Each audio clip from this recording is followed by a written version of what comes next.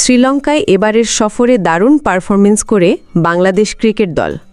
সফরের শুরু এবং শেষ দুই ম্যাচেই নান্দনিক পারফরমেন্স করে টাইগাররা।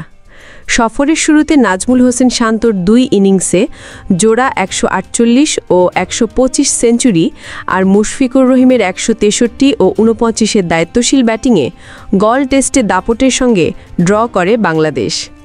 এক মাসের এই সফর আজ শেষ হয় টি-20 ম্যাচের মধ্য দিয়ে।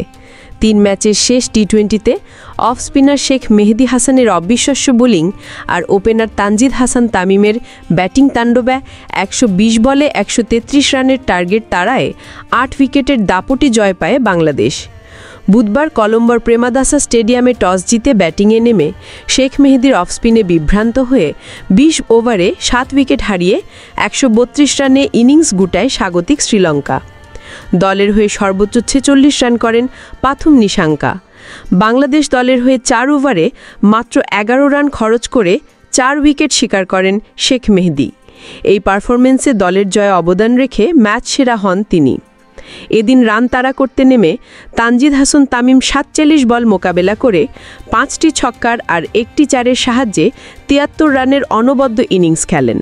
তবে ৩ ম্যাচে ৬, ৭৬ আর আজ ৩২ সব মিলে ১১৪ রানের ইনিংস খেলে সিরিজ সেরা হন বাংলাদেশ দলের অধিনায়ক লিটন কুমার দাস।